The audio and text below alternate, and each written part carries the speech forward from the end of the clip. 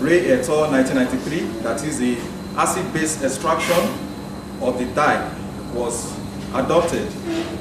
Also for the acid extraction, which is the SBA, it was extracted using 1% HCl in 50% ethanol at 3 hours.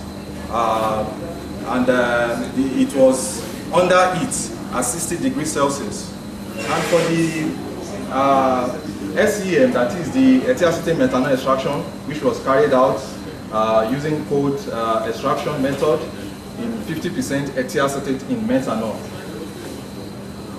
The 3 extracts, that is the SB, the SBA, and the SEM, were tested using the couplate method. And for the couplate method, the inoculated agar holes were brought of 9 mm, where the extracts, each of the extracts were administered, and using silica gel Cefadex G25 and LH20 columns. And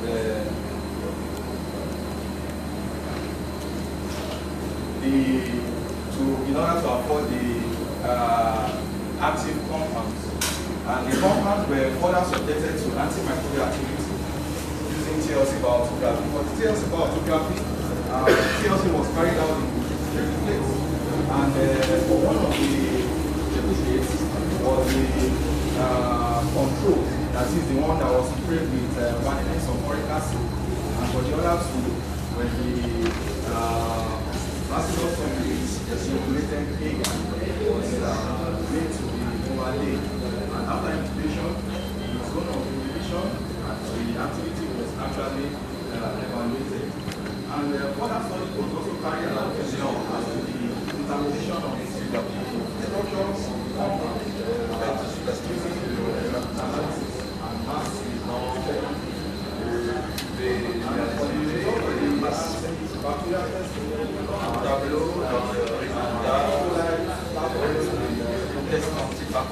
keeps making noise.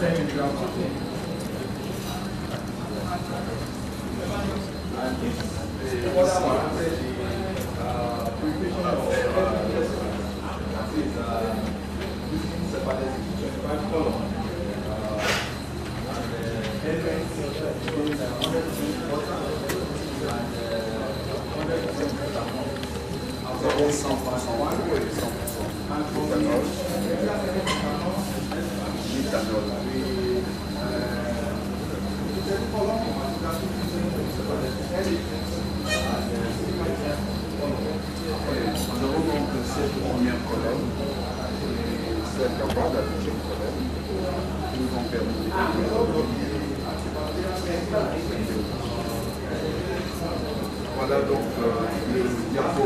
Importance you must get the KYC. Without KYC, you have no idea. So, using the scale resolution. Okay, thank you.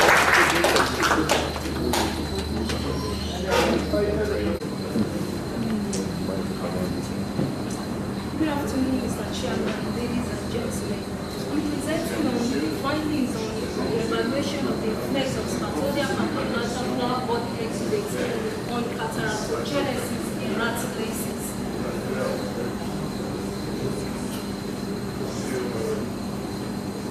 This shows the study plant sputodia campionata, and another picture there shows the flower box of this plant, Spatodia campanata. Locally in Nigeria, the tip of this bud is usually cut off, and the exudate is applied directly to the eye as a local eye drop, and it is claimed to prevent eye diseases and to make vision clearer. This study therefore focused on the effects of this exudate on cataractogenesis.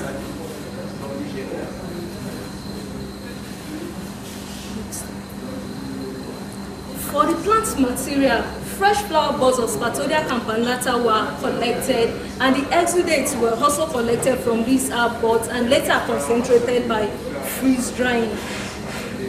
And after freeze drying, these exudates were subjected to phytochemical screening and also for in vitro antioxidant assays. Some of these antioxidant assays are the total phenolic content, total flavonoid content, DPPH assay, the total antioxidant capacity, as well as the ferric-reducing antioxidant power. For the animal studies, white albino rats were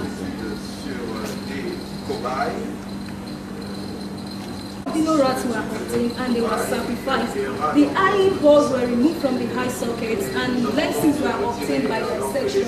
After dissecting, these lenses were incubated in artificial aqueous and dans une solution aqueuse. And this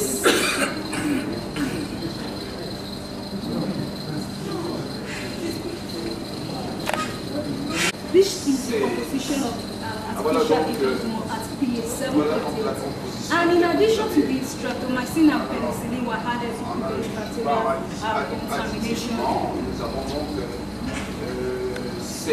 This shows the study groups. Group 1 lenses serve as the normal control, in which the lenses were cultured in artificial aqueous. For Group 2 lenses, this served as the cataract induced lenses. Group 3 lenses serve as the cataract lenses. And catopin is a known drug which is used in the treatment of cataract. Group 4 lenses were cultured in artificial aqueous added to this was galactose and Spathodia campanulata flower bud exudate at 0.1 milligram per ml, and this served as low dose treated lenses. For the group 5 lenses, they were cultured in 0.2 milligram per ml of Spathodia campanulata flower bud exudate. After culturing, these lenses were subjected to photographic evaluation in order to view chemical assays carried out were the total protein content that reduced glutathione,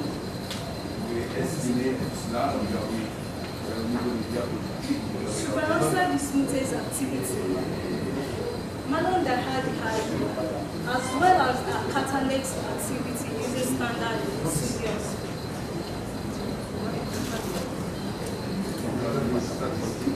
For results, phytochemical screening of exudates revealed that anthraquinones and tannins were actually absent. And for the in vitro antioxidant property of exudates, phenols and flavonoids were actually quantified because of their antioxidant property. And in this study, the results showed that the total phenolic content of this exudate was 22.67 milligram gallic acid equivalent per gram of the exudate, while that of the total flavonoid showed 2.80 milligram quercetin equivalent per gram of the exudate. However, Bukhari et al. In 2008 previously showed that Trigorella C possessed anti-cataract activity. Comparing it with this study, it actually showed that it has a lower total phenolic and total flavonoid content compared to the flower bud exudate of Spathodia campanulata. For DPPH acid, DPPH is a commercially available radical, and this acid was carried out in order to see if this exudate will be able to scavenge this radical. And from these results, the exudate actually showed a concentration-dependent capability to scavenge this free radical with an sensitivity of 64.91 as against a standard ascorbic acid of 7.27. This implies that the exudate is about 9 times lower in activity compared to ascorbic acid. However, Spathodia campanulata flower was previously reported to have an IC50 of 225 microgram per ml, implying that this exudate still possesses antioxidant activity. The total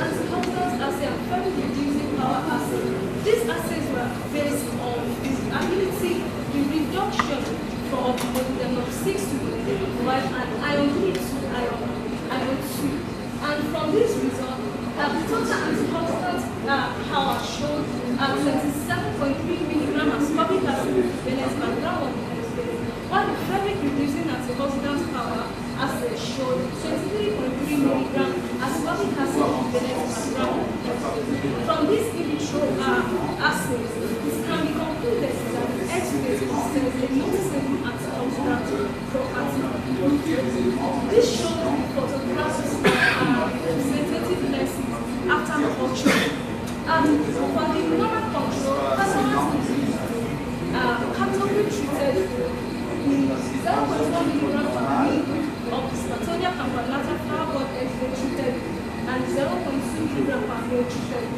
From this, the normal control showed a degree of transparency compared to the cataract which is completely opaque. But the antioxidant property, and from the phytochemical screening, actually we know that science was so I was not disappointed.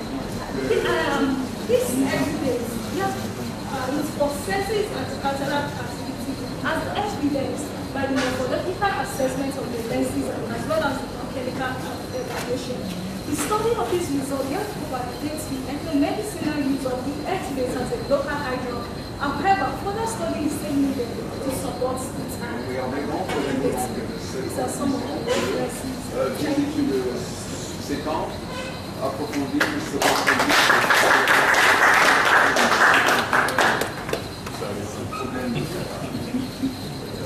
you for an excellent presentation.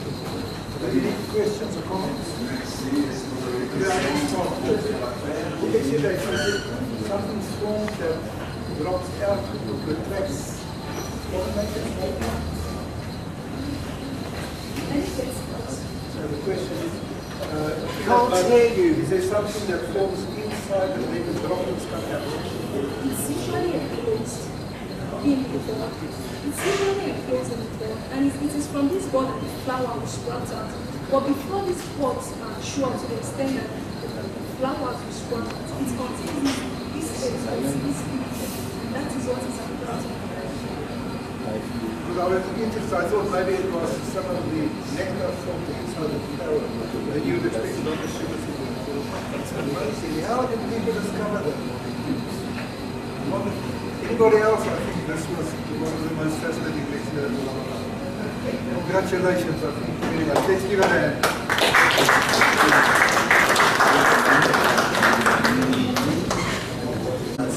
For sure, you know, at least all the 6 presenters from this afternoon came around to present.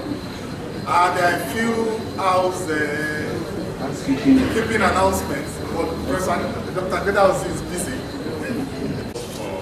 Well done. But the announcement I have for you is if you want your presentation published by the journal, you need to submit it for review. You submit it when you finish, it's going to be reviewed, and those of them that will be accepted, I discussed with the scientific committee anyway. It's going to come out in a special edition. Nobody is paying for it. It's going to be free for the authors. So if you believe you have your material is good enough, or by the editorial committee, the scientific committee, we publish free in a special edition of the journal. Thank you. Ladies and gentlemen, it's been a long day. Because you have been enjoying this conference, I will delay you for another 2 hours. Good. Very good. So we have come to the end of today's session, and I really want to thank you all for your active participation. You can imagine at about 6,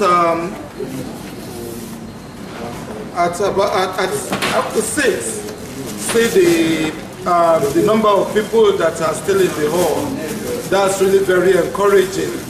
So I want you to have a nice evening. Rest your legs. At 9 o'clock exactly tomorrow morning, right here, we are going to have the AJCAM seminar. And it's going to be very, very interesting. And I will not miss it for anything. So please try as much as possible to be here early, else you will meet parts of the show. I wish you happy night rest. God bless you. Thank you.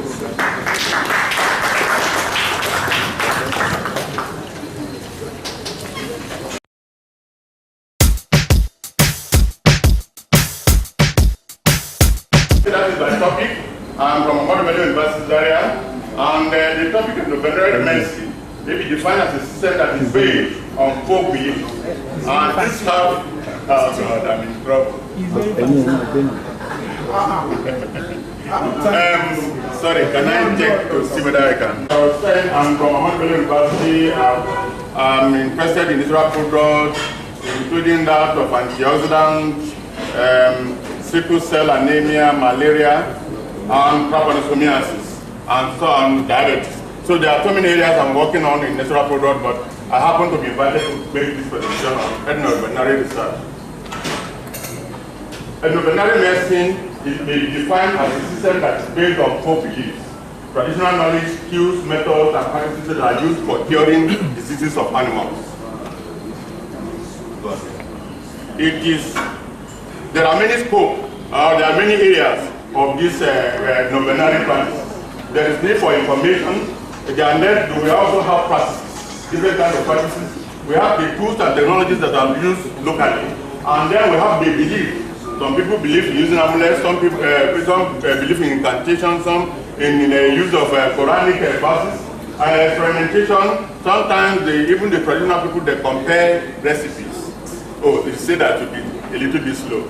Okay, so ethnoveterinary practice is actually an interdisciplinary profession consisting of many areas of science and even social sciences, from botany to economics, linguistics, anthropology, biochemistry, phytochemistry. So many areas are involved in making ethnoveterinary practice a successful one. And by way of history, it is as old as domestication of animals. And the inspiration came from animals. By observing animals, for instance, the monkeys, when they are having diarrhea or having a parasitic attack, they take some kinds of herbs preferably. And so this became the inspiration for development of ethnoveterinary science over the years. But the term was first used by McCockle in 1986. Internationally, the first paper on ethnoveterinary medicine or practice in Nigeria was by that of Mode and Ibrahim in 1980. They happened to have worked at Ahmadu Bello University where I work. But since then, there were a few other papers that appeared between the 1980s and 1990s. But the real field of ethnoveterinary medicine in Nigeria developed as from the year 2000. So why talking about ethnoveterinary practice in the 21st century? There are many reasons for that. One is that 25% of the drugs that are currently in use were first used traditionally. Secondly, plants is a concoction or a cocktail of many compounds. And because there are many diseases that have so many different ethnopathologies, it is necessary to have a cocktail that will be able to handle different biochemical events or biochemical problem affecting the animal or reflected from the disease. Also, plants and other traditional medicines are in most cases cheaper, and also they are locally available and accessible. And in terms of culture, it is acceptable to the people who practice it. There are so many issues in ethnoveterinary research. These issues include ethnoveterinary survey, evaluation or efficacy of assessment, safety evaluation, phytochemistry, conservation and sustainability. And this therefore define the areas of research needs in ethnoveterinary science. So now what I want to do is to have a brief overview of some of veterinary surveys that have been conducted in Nigeria. in connection with viral diseases, we have diseases of Newcastle that is found in poultry, and some surveys have been conducted which, from the result of those surveys, you can have that Cannabis indica or cannabis, Solanum nodifrum, Cayenne senegalensis, Banania amygdalina, Datura metal, monosodium glutamate, and even red pepper, Capsicum frutensis, are involved in the use, are used for control of Newcastle disease. And then also we have skin diseases. They are coming from dermatophilosis to mane and ringworm. Many plant preparations are used locally, and many authors in the 200, in the early 2000s, were able to produce this result of some of the plants that are used for treatment of. And then coccidiosis. Coccidiosis is a serious disease of poultry. And because it's a serious disease of poultry, so many, in so many cultures around Nigeria, many kinds of plants or traditional preparations are used. And these are some of the plants that are used. Go on. These are also part of it from Pilum, Truncatum, Adonsonia dictata, go on, aloe vera. All those are plants that are used for treatment of coccidiosis. And then we have gastrointestinal disorders in animals. Many other plants, many plants or traditional recipes are available for treatment of this disease.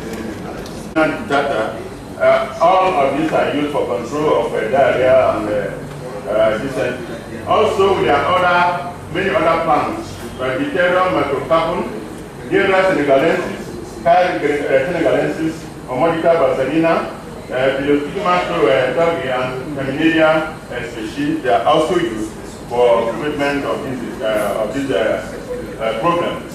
Also, in the control of ectoparasites, many herbal preparations are also in use. From tobacco, also known as Nicotiana tobacco, is used for control of heat. And but the preparation differs from one community to the other. Although they use basically the same plant species, the preparation may vary from one community to the other. And also, these are also part of it. Valeria sativa is found only in the north, not in the south. But also there are some plants that are mentioned here that are found both in the north and in the south. So these are part of the ways that nature has defined our capacity to control diseases in different ecological zones. Okay, the control of lice. We have Carica papaya again, Ficus aspirata. They are all in use. Then even eye problems in animals have their traditional recipes that are used. And we have in ruminants, both ruminants and other equine and poultry. There are so many recipes that have been used. Even tobacco is also part of the recipe here. And cassava manioc splendor is part of the recipe that is used in some of the control of eye diseases. Traditional treatment of respiratory diseases. Diseases including cough or pneumonia, or in cattle you call a disease called contagious bovine pneumonia. There are different recipes that are used traditionally for the control of these diseases. And these have been, as a result of work done by Nicolay, 2002, and near 2008 in the different parts of Nigeria. But the most comprehensive is that of Abdul Eshar 2000, where he covered 11 states across Nigeria from north to south. So that survey was actually one of the most comprehensive you can see of any traditional indigenous knowledge system in the control of animal diseases. Then there are also ways of controlling or managing poisoning in animals.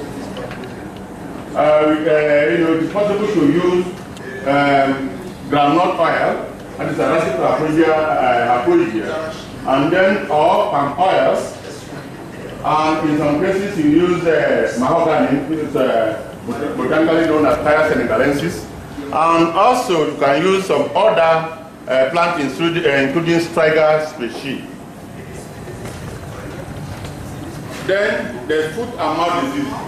Foot and mouth disease is a big problem with cattle rearing and ruminants in general. And these are some of the recipes that I use. Acacia nicotica, Gardenia, Bensis, and Igna undulata. They are highly used in the areas where these animals suffer. And then worm infestation. Worm infestation is one of the commonest problems in raising animals. And so there are also many kinds of traditional recipes that I use. From the ruminant poultry, we have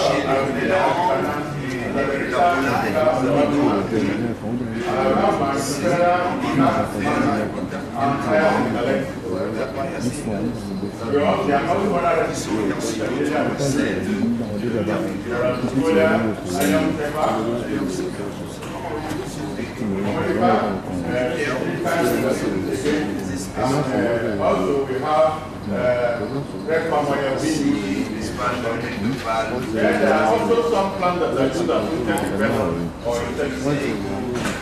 And we have cardium that is we have adrenal senegalensis, and the canadium and then citrus rosifolia again, Adansonia dictata. All these are used for the food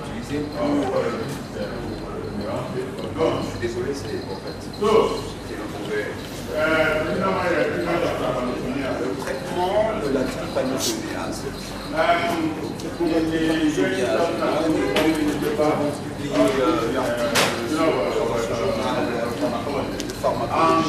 Many of the plants that are used for control of disease, especially in Katsina and also in Adamawa, some of the plants are listed here. We have the story of them to go on. Then we have here, we have Caya senegalensis. There are so many ways to prepare by different local animal keepers. And we have Absera albicans, Vieira senegalensis, Puma, Peticulatum, Planum species. They are also used for control of some of black manotonia. Then also plants like Nicotiana, Tobacco, Saba florida, Casita filiformis, and Samaritos indica are also used for control of animal trypanosomiasis, including Lawsonia dinamis.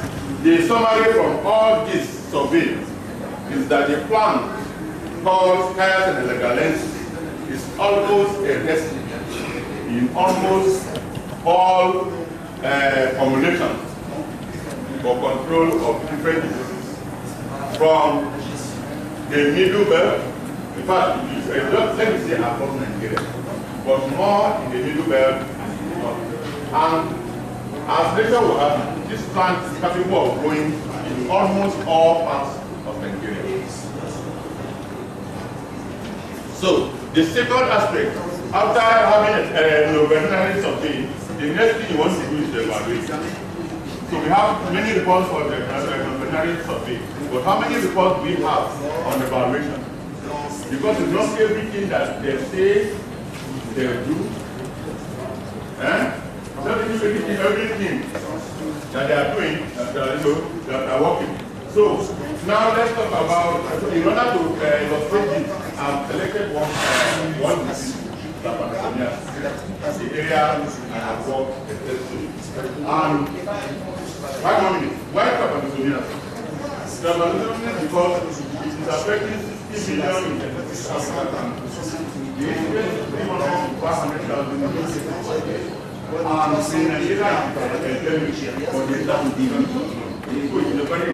90 other Nigerian plants have studied Okay, now let's see evaluation These are some of the ones we have worked on in our laboratory, and this one we have also done some of this in our laboratory. And about 40 other Nigerian plants have been studied in detail. If you talk about so, but in all this, when I was doing, in my work on antioxidants, I was able to finally arrive at structures like this, to be able to say this is the active component. But in the case of trypanosomiasis, I have not seen one report, either from a laboratory or from anyone in Nigeria, targeting or having able to identify a particular active ingredient for any particular plant that is used. And so we have about 170 studies altogether, and go on.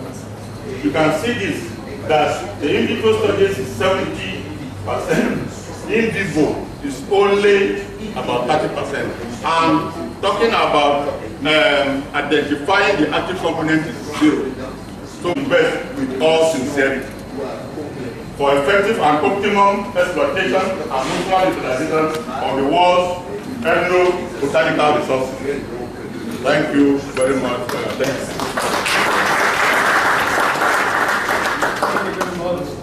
I will accept maybe one question.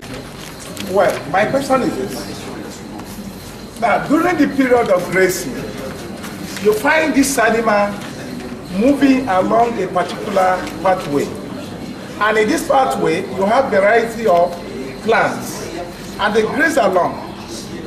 Do we consider the synergistic effect of a particular plant that this animal has taken somewhere, then with the one that's going to take somewhere else along its path, in arriving at some of the conclusion we draw about some of the plants, if you observe this animal taking, and then their effect on them. I hope you are getting the question. Yes. Yeah, that's my question. Okay. Want to appreciate the speaker, Professor Sawode. Thank you for the comprehensive presentation on these medicinal plants that have been identified for the treatment of various types of animals.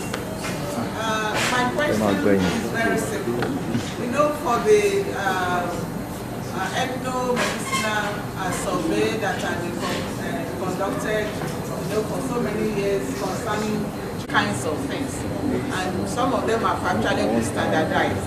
Or is there any effort, because there are quite a lot of plants, although you now zero down on Caya senegalensis, you said most of the preparation you said involves the use of the plant. So is there any effort to actually come out with a few phytomedicines in a standardized form that could be used? You know, by the time you wait for isolation and characterization, you can also He has listened.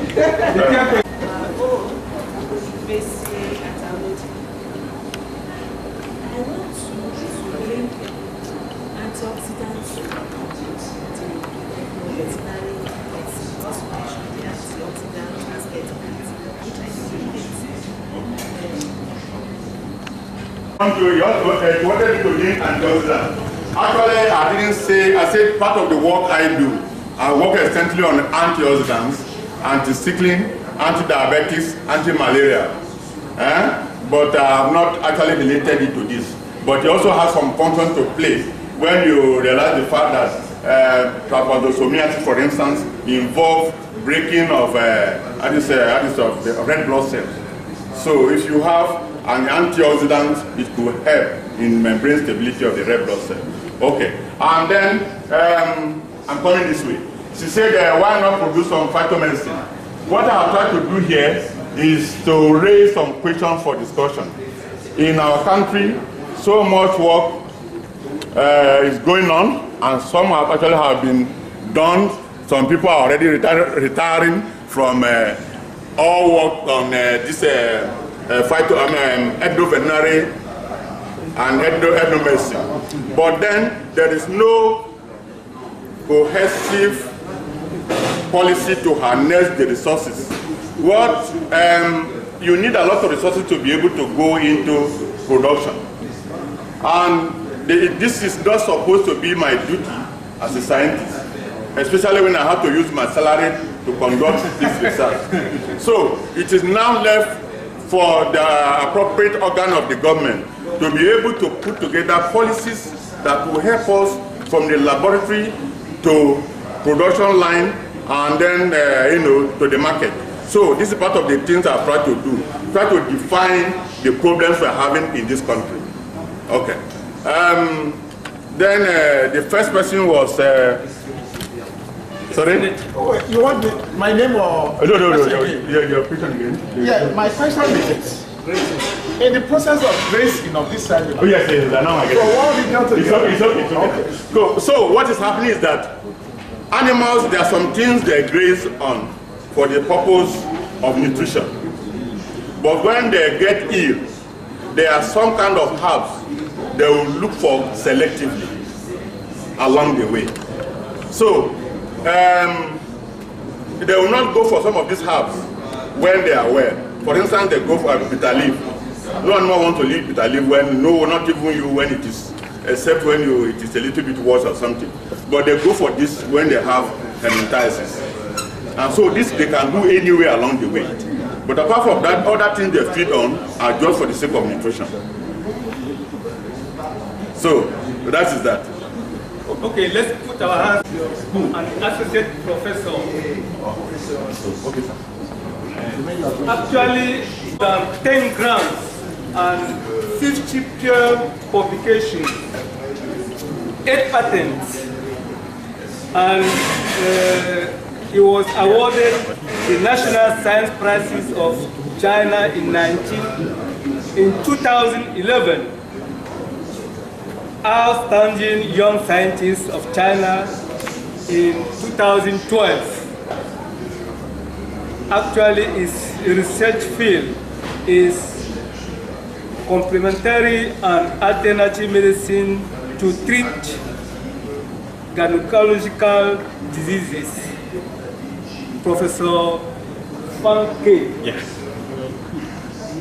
The floor is yours now, please.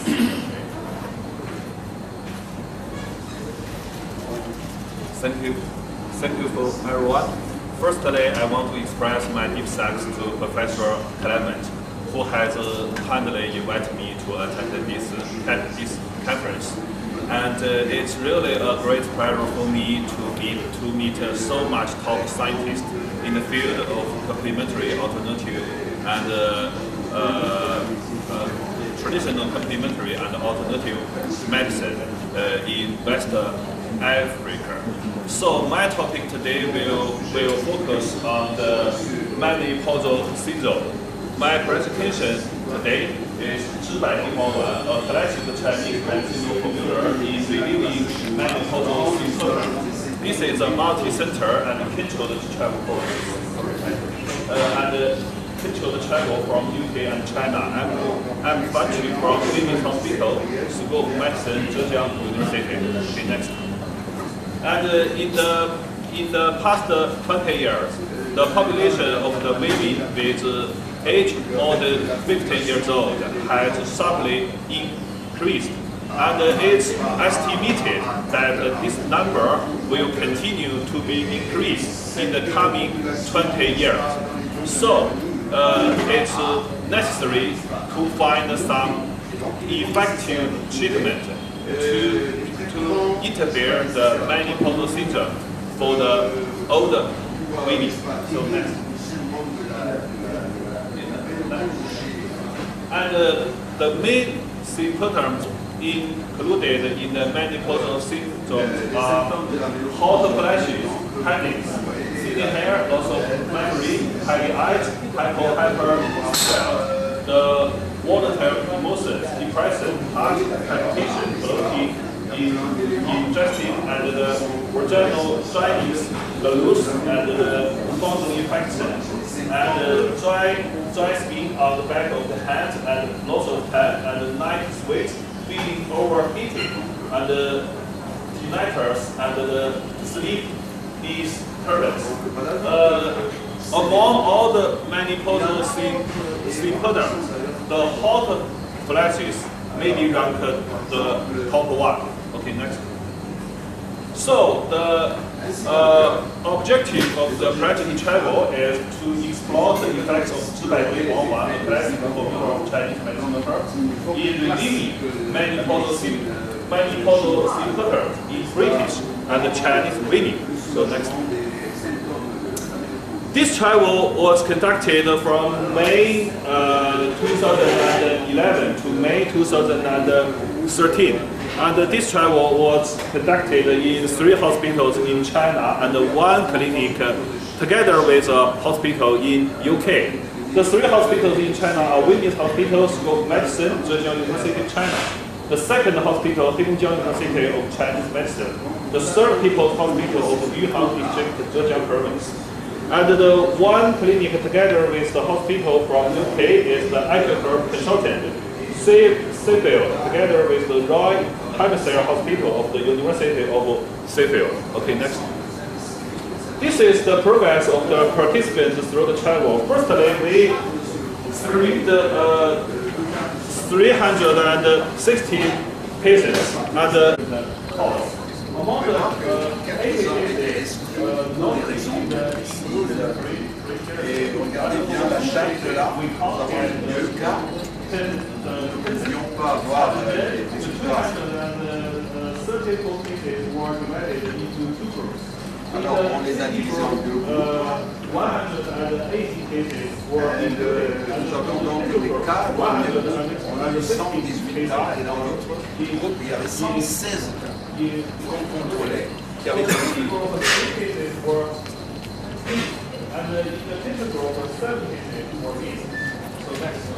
Alors suivant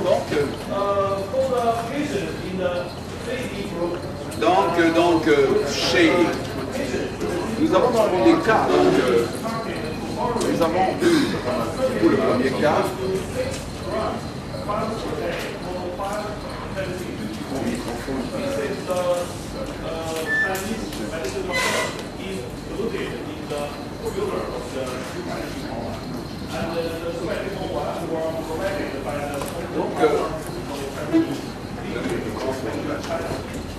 for the control group, subjects were running with the whole liver. Liver is a chemical tubule, and the liver was made by 90 young persons, so can be indicated from China. And the patients were instructed to always take 1 tablet a day for 5 specific weeks. So, in my group, dans le groupe dans lequel j'ai travaillé, nous avons créé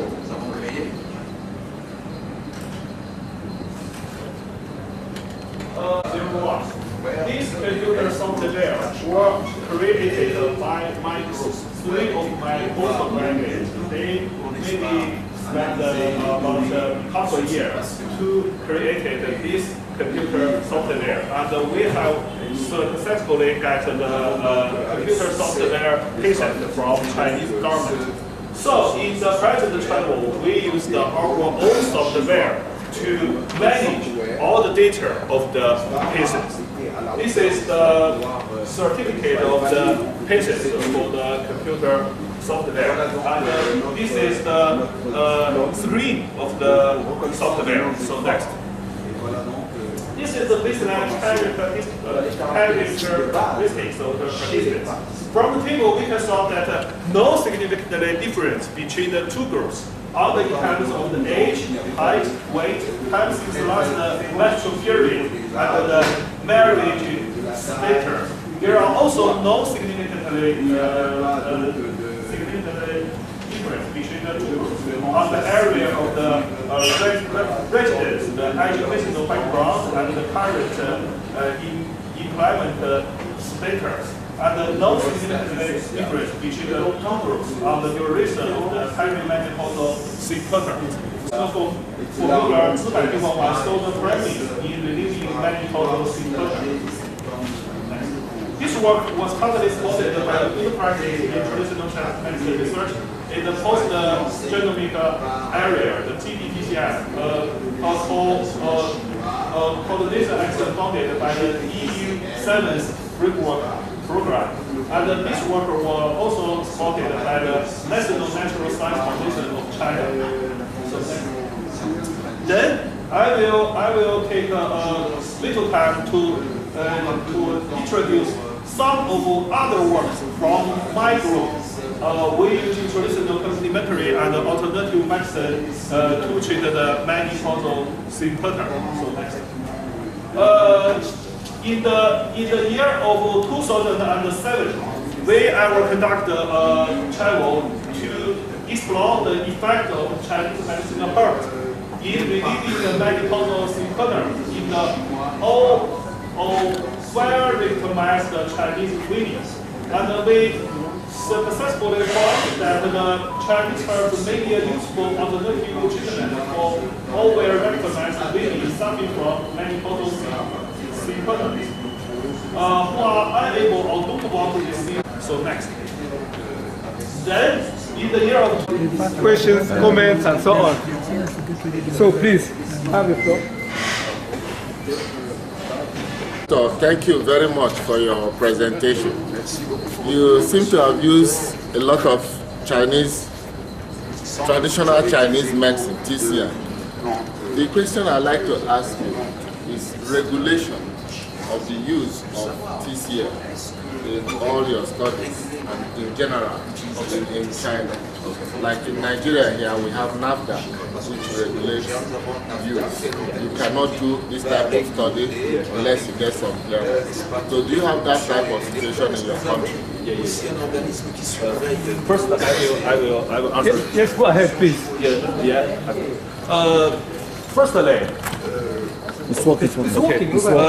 Firstly, before we start to conduct the travel, we must apply to the health department of my country, and maybe it will take about 3 months.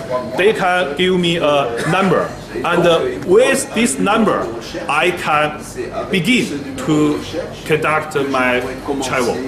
And in the form that I send to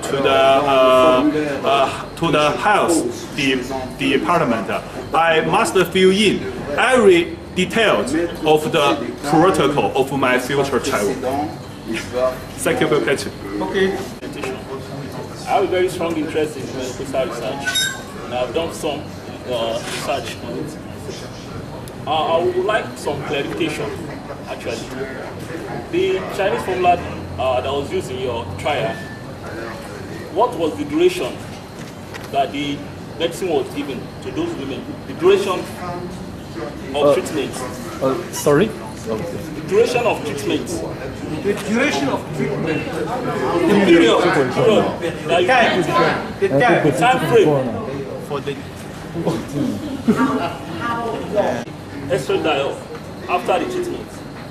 That would suggest that your herbal formula is probably a vital estrogen. Is that because to have that significant level of estrogen after treatment shows that your herbal formula is working, and it's probably a plant hormone, because it is quite, the increase is quite significant. And if you have that kind of significant increase, then you tend to wonder that everybody knows that the treatment of choice for menopausal symptoms is hormone replacement therapy. Why people are running away from it? Because of the side effects, cardiovascular risk, and the cancer that I should share with you. This is your story. Do you look out for those? Because there are no points in it is effective, but still have the same problem as HRT has. So I want to clarify. Thank you. For the current travel that I introduced is the period of the treatment is for 12 consecutive weeks, and the follow-up is 6 months. This is why that I just want to submit it to an academic journal. And for the second question, because in the software that we created from my group, there are every test, including the ultrasonic examination of the pelvic and the breast and the liver function, and we also get the blood from the patients. And the follow-up of all the travels that I have just introduced are 6 months. But I think that maybe 6 months is not long enough. Maybe we will extend the follow-up period in our future research. Thank you for your question. Est-ce que toutes les plantes qui sont utilisées dans le remède, j'ai cru voir, si je ne me suis pas trompée, une dizaine de plantes. Are you getting the question? Voilà, j'ai cru voir une dizaine de plantes environ qui composent le remède. Est-ce que toutes ces plantes-là ont la même activité pour ce remède, ou alors l'activité est portée par juste quelques plantes? So she's seen that all the plants having the same So, if you are interested in it, I will email the function of each herb to you. Yeah. Okay. Hello. There's no need to present the Professor Hello. So, Professor, you have the floor. Chairman, I've got 12 minutes for my presentation. Is that right? Because do we have tea or don't we have tea? You should have tea. Let's move ahead, please. Can I take 30 minutes? Because you're already 20 minutes late. Yes, we will take it. No, take your time, Prof. It's okay. Take your time. Take your time. Then I'm going to we will do the tea break. Time. Okay. You have over 1 hour.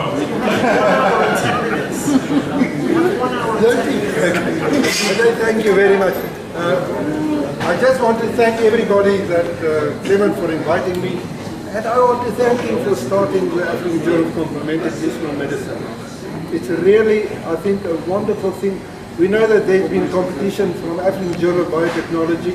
They made a little mistake and they dropped off ISI Thompson. But Clement's going the right way, and I think we should all be very proud of that journal and support it as much as we can. Okay. So, what I want to talk about is how to... This one thing. I'm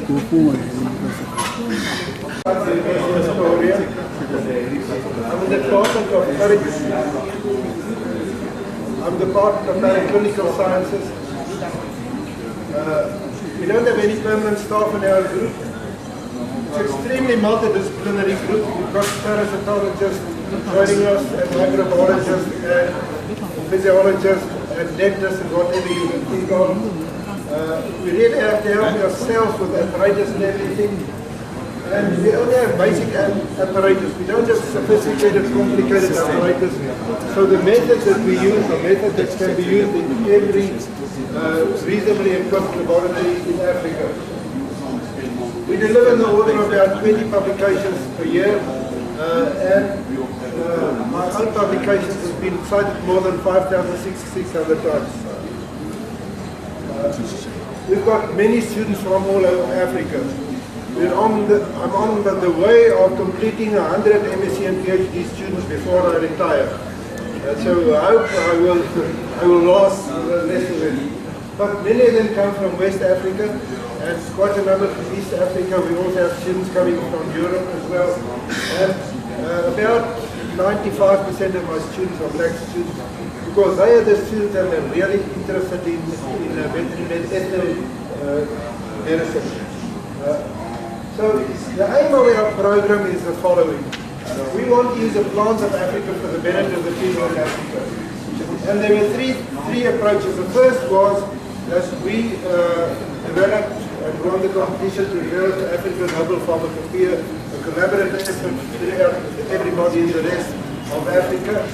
The second aim is we're trying to develop products that can be used as a pharmaceutical veterinary product. In other words, a single compound product. But I think what we've found with more and more experience, we're going for the third one. We want to use our scientific knowledge to prepare the extract that could be of use to people in the rural areas for their primary health. We all know that plant contains many compounds, and many of these compounds have tremendous properties. Southern Africa contains some of the world-class species of the surface. So this is an area with very high plant diversity. Now the question is, how do we select the best plants to work with? We have a very rich diversity of plants. But this area of looking on lesser plants is extremely multidisciplinary. I started counting the only new journals at the start. I recently started counting from 3 or 4 years ago. Each journal had asked me to review a paper for them. And this is 188 different journals that has requested me to review a paper. It is extremely wide, and there's a explosion of new journals, especially the open access. What we find is that ce que nous avons pu découvrir, si vous regardez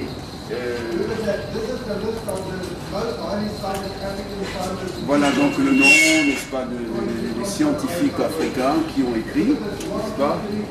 Regardez tout ce qui est en rouge là, n'est-ce pas, sont de la pharmacologie et les autres viennent des sciences naturelles. Et quelques-uns qui n'existent plus. Victor Pété.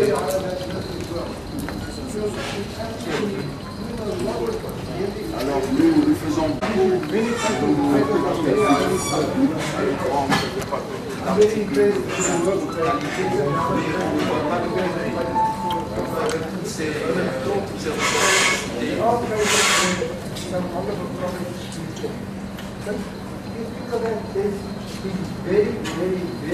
very little success in developing single products.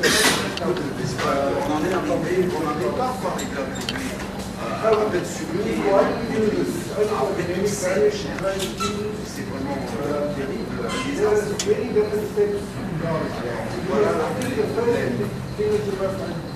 Voilà donc il y a plusieurs éléments. Alors, the next thing you must select your plant. Il faut donc être spécialisé dans le domaine que l'on travaille. Sélectionner All of these have been reached still. Many products, potential products have stopped at this stage. So now I'm going to show you some of the things that we've been doing to get a little bit further. So if you compare the recent knowledge versus general screening, let me just say at the beginning, I am interested in infectious diseases, mainly fungal and bacterial. So to us that is very important, and I was interested that our colleague when he spoke about health and veterinary medicine didn't actually mention the infectious diseases. So we know that for many indications, ethnoveterinary or veterinary medicine or ethnic medicine is really important, and it can be very valuable, and it works. But for some reason, it does not work, the antimicrobial activities of traditionally used plants. And the main reason, as I'll show you in a minute, is that the extractant available to traditional people, to rural people, is mainly water. And the compounds that are responsible for the activity are intermediate polarity or non-polar compounds. So what we had to do for antimicrobial screenings, we went away from using traditional leads, and we started a very wide random screening. We used acetone, acetanes, and best extracted. I'll just show the next slide. This is some work published some time ago. Here sorry, Narrowbirds, okay. Here we had a whole series of different extractants. Water, the actually results there, so this is water. Then ethanol, acetone, tetrahydrofuran, ethyl acetate, methylene dichloride, ethyl ether, and isopropyl ether. So these compounds are range in a range of polarity extractants. If you look at this, you'll see that the acetone extraction, in this case, the higher the value, the more the activity. That's the average value, or the value against E. coli, Pseudomonas. So acetone has the highest activity. Look at all those cases every time. So we focus on acetone. Acetone is this one over there. It contains many, many different compounds. These are the same extractants with different storage systems. So because the rule of minerals use highly water extractant, aqueous extracts will not isolate the antimicrobial in all other cases,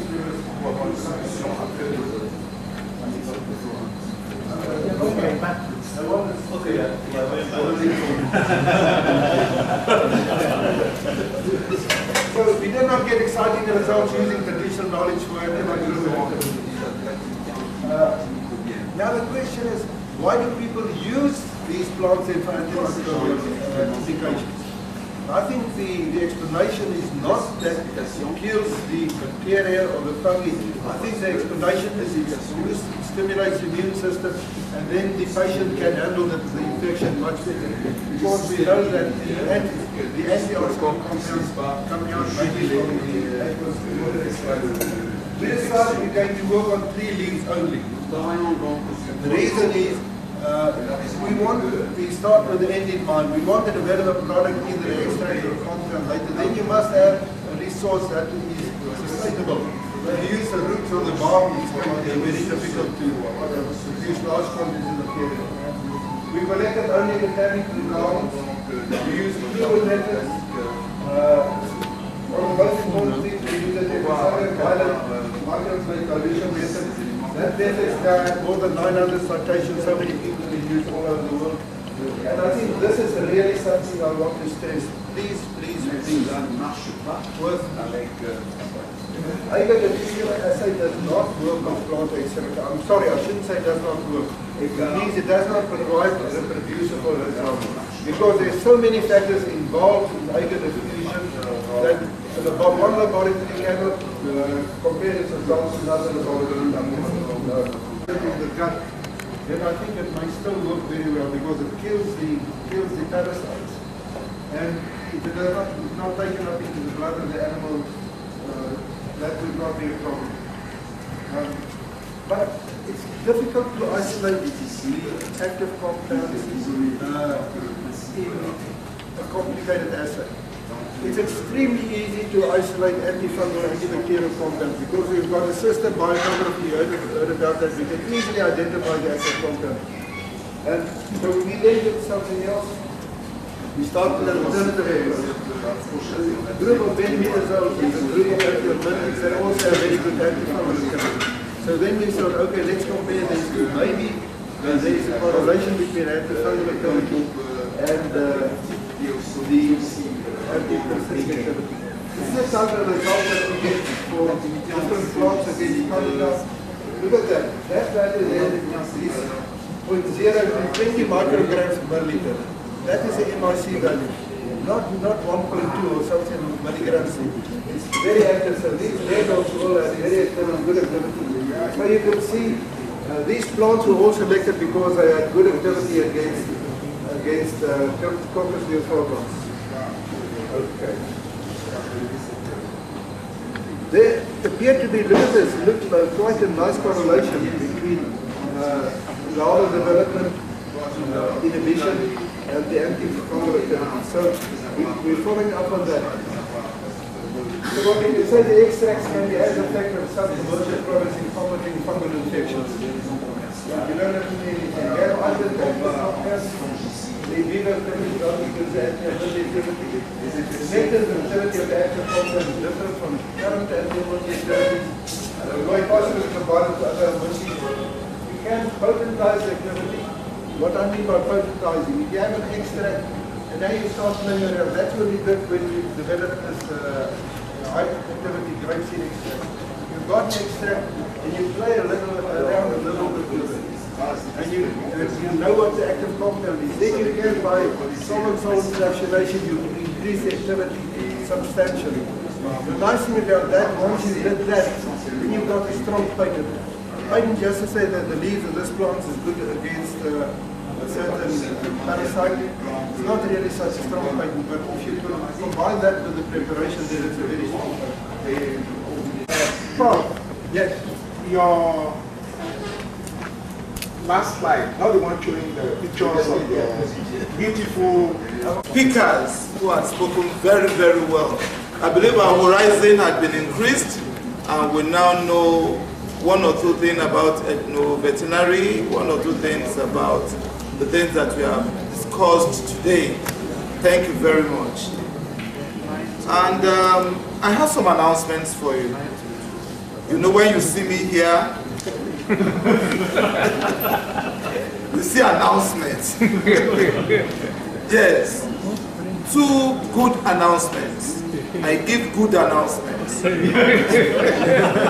first announcement is that the tea break is ready. I mean, your tea is ready. So some people have been complaining to me that, look, I'm not taking my breakfast. I said, don't let your heart be worried. Breakfast is ready. So, yeah. Don't worry, it's not Ebola.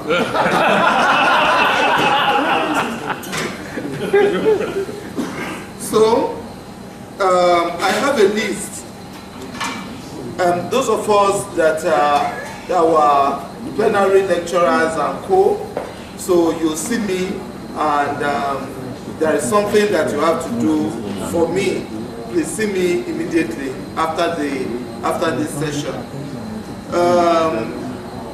The coverage. Tissue damage, cellular vascular response, metabolic changes, and tissue repairs. And changes begin almost immediately after injury, because when you are exposed to certain things or insect bites or exposure to plants that are that can cause release of histamine, you have inflammation.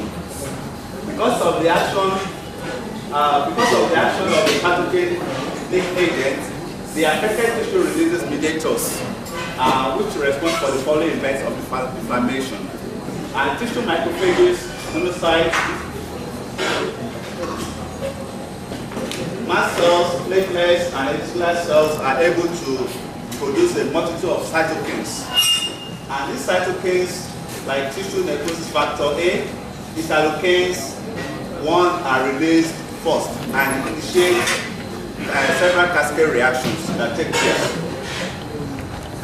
And some of the things, signs you will see during inflammations, you see redness of the skin, the feelings around the area, the pain, then later you see swelling and loss of functions.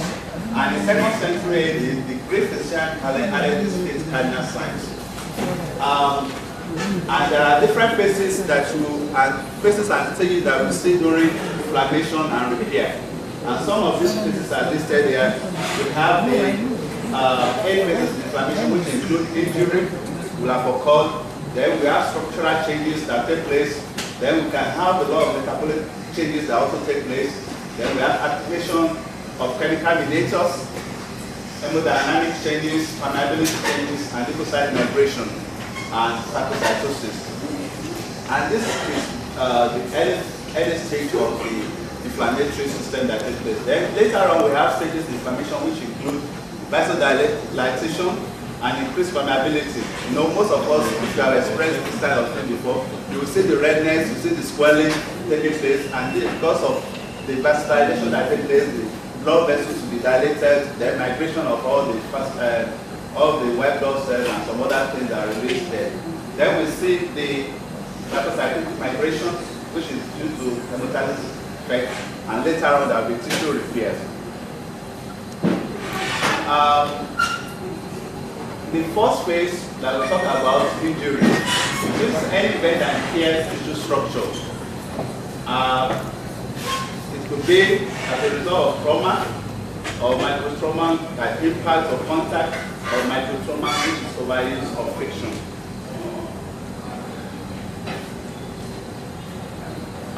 When you talk of phases of inflammation, we have structural changes.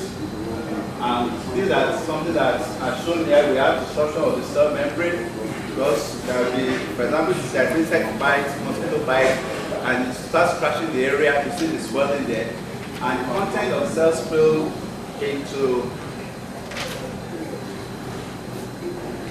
because of the that's involved, so that we're able to know how to intervene. And the cyclooxygenase and lipoxygenase pathways are involved.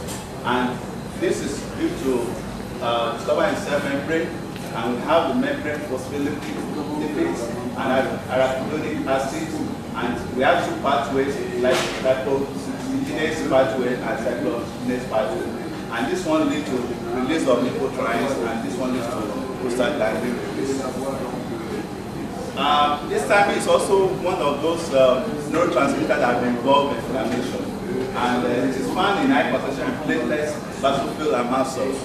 And they cause dilation and increased permeability of capillaries. And it acts through H1 receptor in this situation. The other things that are involved is plasma proteases, which are the kinase and protein factors. Because when there's inflammation, we say that there will be dilation of blood vessels, migration of all the leukocytes, and some of the things, if bleeding is not controlled, there may be a problem around that. So that's why the protein factors are also involved in the activities. What is the kind of inflammation? Inflammation is a protective and corrective reaction of the body to injury, achieving the following among many other purposes: disposal of microbes, toxins, and foreign materials. Then preparation of the site for tissue repair. Then we talk of isolation of affected area of the body. Now we come to general mechanism of action of inflammatory drugs, because we have a lot of drugs that are being used today as anti-inflammatory drugs, and most of them they have to intervene at various stages. Some have to intervene at enzymes activities, some have to intervene in production of the release of those things that can cause that are released during inflammation, like leukotriene or prostaglandin. We have blockade and inflammatory drugs blocking the enzymes so that there will not be release of the prostaglandins or release of the leukotriene.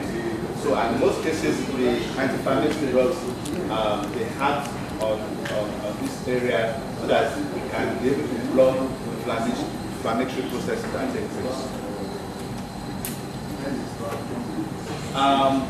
Well, these are also other mechanisms of actions that take place.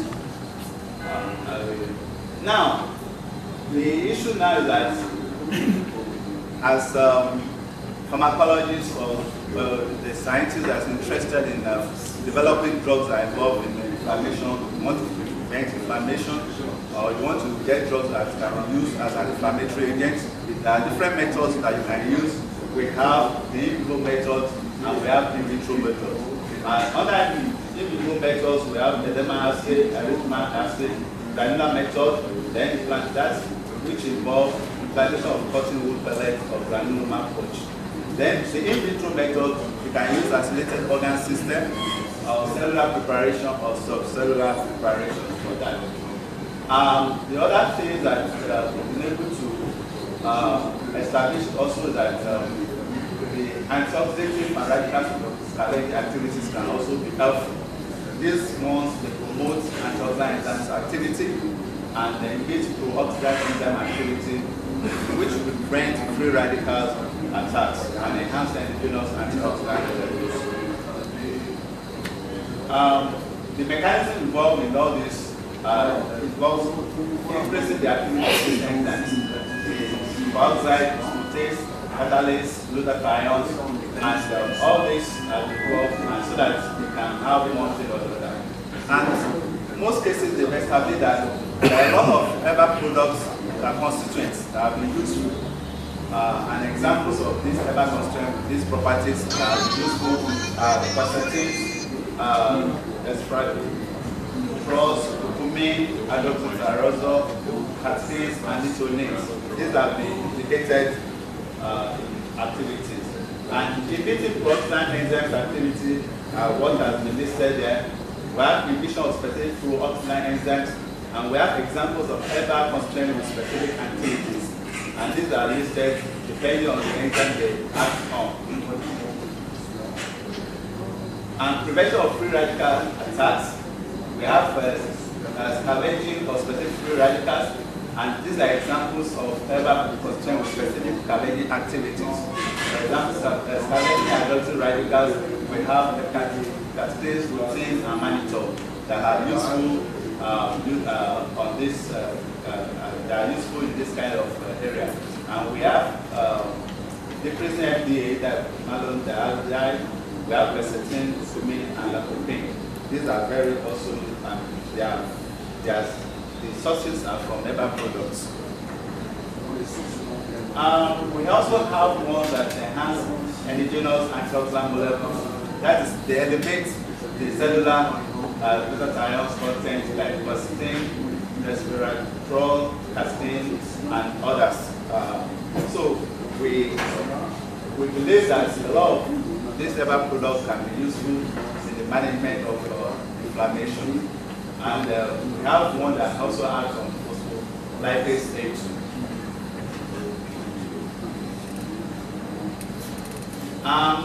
I will also want to give examples of the one that has on this proteins by herbs. We have extract of Fuchsia etudia, which is a family of Melaceae, which completely inhibited PLA2 at a concentration of 120 micrograms per ml. And this was published by Barbosa in 2004. We have aqueous extract of aloe vera skin, which expedited anti-PLA2 activity also at IC50 of 0.22 milligram per ml, and this was published in 2011. We also have the ginkgo biloba extract, which is a very good neuroprotective agent, and at least it also acts through inhibition of cytosolic CPL2 activation, and the other plants also are mentioned. And also we have those ones that have cyclooxygenase, and like the crops that produce prostaglandins and tryptophan. So we have some herbs that are also useful that can act on this COX-1 and COX-2. And well, we know what COX-1 is, which is a constitutive enzyme in almost every cell type, and catalyze the conversion of arachidonic acid to cytotoxic and blood to aggregate to consume. So all these things, they are involved. Since they are able to establish their mechanism of action, they are able to isolate them to be able to act as anti-inflammatory agents.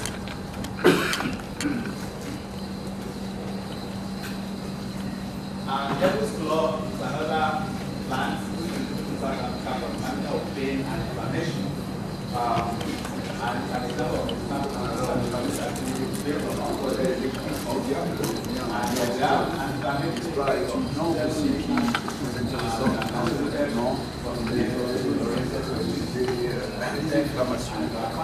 very, very inflammatory. Then we have ethyl acetate,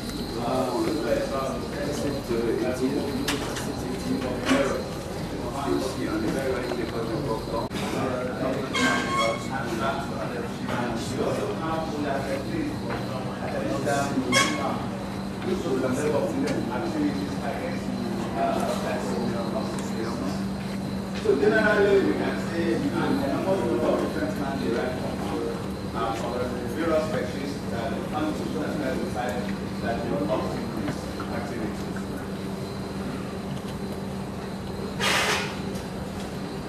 So these are also plants, different plants.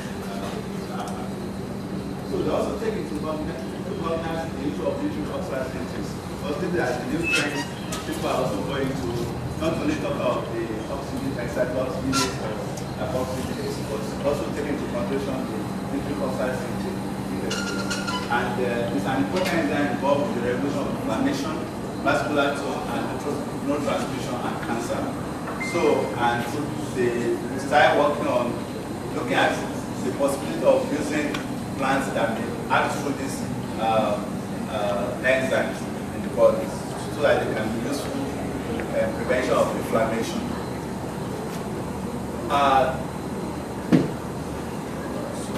Many herbal extracts and compounds of herbal origins have shown strong inhibition of this nitric oxide synthase, and they help to be useful as anti-inflammatory agents. From their own study recently, by the presenter, who Professor Anka and others, because I think one of the students, Umoru Exatra, they found that the spongious monkey, the methanoid extra of spongious monkeys, act by inhibition of nitric oxide production. And they've also done some other works taking into consideration the nitric oxide synthase activity. And they also found Ideri found recently that artemisinin is used in treatment of malaria was also inhibit nitric oxide synthesis in cytokine-stimulated human trauma. So there's possibility they also be useful as an inflammatory substance. Several studies have suggested that certain ketones inhibit nitric oxide synthesis. For example, abrosanolide type, known as humanin, isolated from Ambrosia psilocybin, emitted nitric oxide activity group, and IC50 value of 9.38 micromole, and this was reported in 2004. They also found that flavonoids downregulate this enzyme, and this report has also been done by King et al. 2004.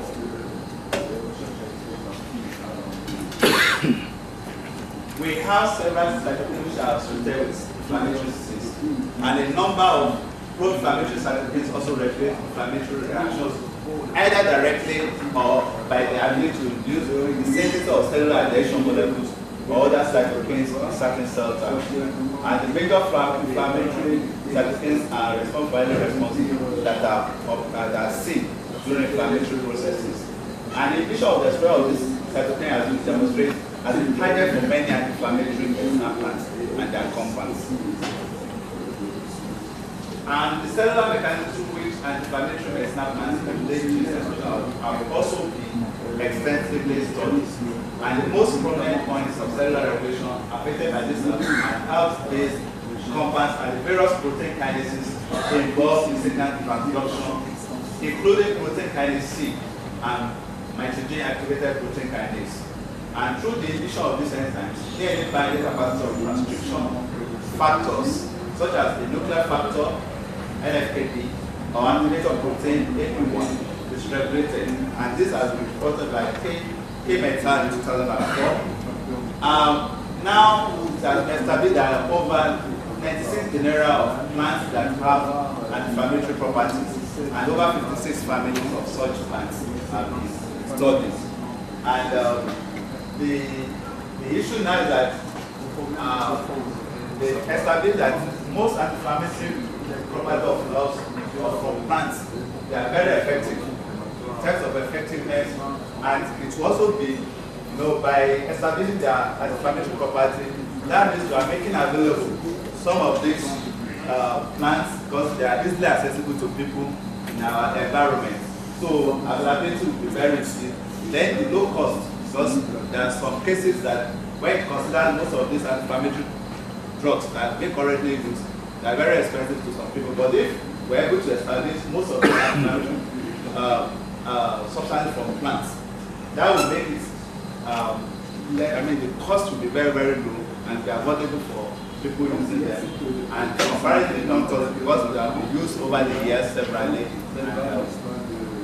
That's rheumatoid arthritis, atherosclerosis, myocardial infections, cancer, metabolic disorders, and many more. And since anti-inflammatory medicinal plant extras are usually multi-component, you know, it's not just one. Sometimes, you know, where we have food extracts, constituents are so many, they work synergistically. It is likely that they have some multiple targets to impact the complex equilibrium of cellular networks of immune cells. This will be more favorable than agents that have on single targets, since complementary actions of many things are needed to modify inflammatory responses. In other words, the efficacy of herbal therapy and herbal-based anti-inflammatory compounds might depend on activation of more than one target. Thank you.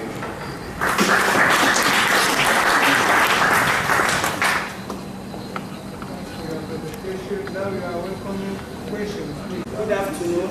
It's good to be here, and I would like to express my sincere appreciation to the organizing committee for extending the invitation to me to participate and also make a presentation. Thank you very much. I almost did not come, but thank God I'm here. I'm happy to be here. And I have this wonderful topic I coined on my own after some time thinking of what to do, because I think one should be thinking of policy rather than any other thing now at the stage that we traditional medicine is in Nigeria. So African traditional medicines, ATMs, are they cures or curses? The next slide, please. I don't know if it is okay. Okay, now. Let's take it back.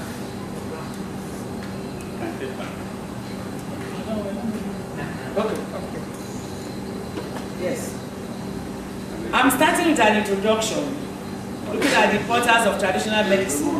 I'm casting our mind back to the Alma-Ata Declaration of 1978, which has since been globally addressed by the WHO. Of course, we all know the Alma-Ata Declaration about the magic year 2000, and this is the year 2014. There's here to be heard for all, and I continue telling my colleagues that there may never be heard for all, but the traditional medicine is giving its proper perspective in the primary healthcare delivery system of all African countries. We have witnessed promotion of traditional medicine after resolutions passed by Walter's Assembly to make health affordable and, of course, accessible to the populace all over the world. There are types of health systems: Ayurveda in India, Unani in Arabia, Chinese in China, and Africa. Especially Ayurveda and Chinese. When you hear of this, you are happy and comfortable.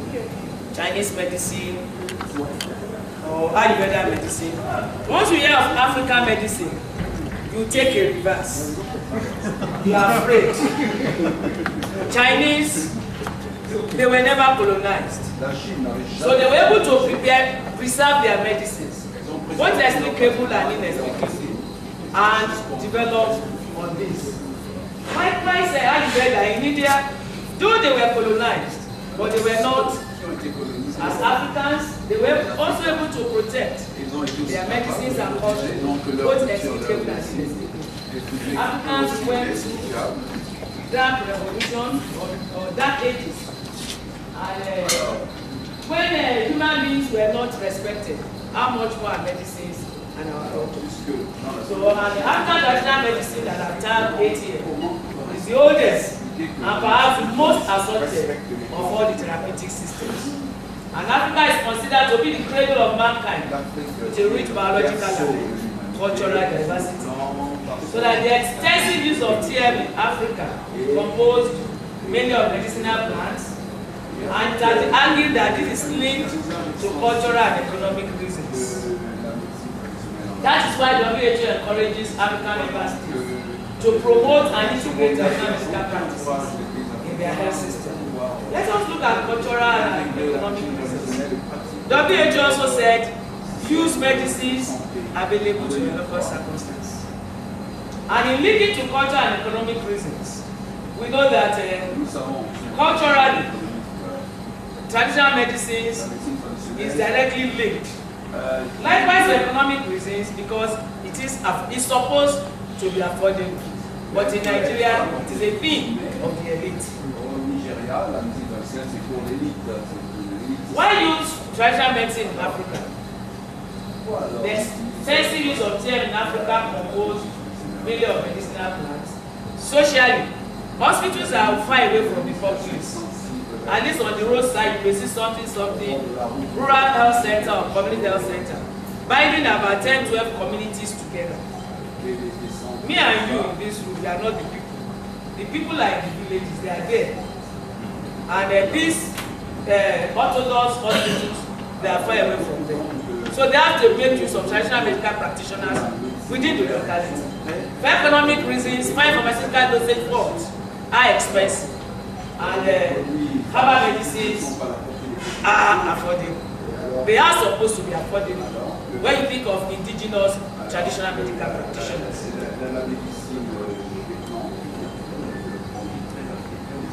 Now let's look at the sample ratio of traditional medical practitioners compared to the ratio of medical doctors and the population. Look at all the some of the African countries. In Nigeria, Benin City was taken as index. We have a ratio of 1 to 110. So one traditional medical practitioner to 110 patients. And for medical doctors, orthodox medical doctors, you have to one orthodox doctor 16,400 patients, and likewise for other countries like that, indicating that the traditional medical practitioners, they are more accessible to the public. So these trends mean that scientists and pharmaceutical companies, they are already looking for new drug sources and are increasingly turning their eyes to herbal medicine. What are the gains of African traditional medicine? The industry is worth big money. In 2005, we have TMs worth about 14 billion. They were sold in China. In 2007, Brazil had revenues of 460 million from the global world market of 60 million. Even in my department, where we have a modern herbal clinic at the Department of Pharmacology, Faculty of Pharmacy, University of Lagos, I made over ₦1 million gain last year from herbal medicine. So where does Africa fall? Medicinal plants like pharmaceutical drugs, just like our professor said, they contain mixtures of different phytochemicals, also known as secondary metabolites. And they may act either individually or additively, or in synergy to improve health. And I have a few examples here to show selected pharmaceuticals from herbal medicines. We have artemisinin, anti-malaria pills, like the Chinese have sweet worm, vastatin, opiates, down to the bigger alkaloids, all these will of course, literature. And I know as scientist, I'm here to come across it in science. There is no scientific proof to show that it is only orthodox medicine that is the solution to our health problems all over the world. And anything that is not, that cannot be proved, of course, is not science.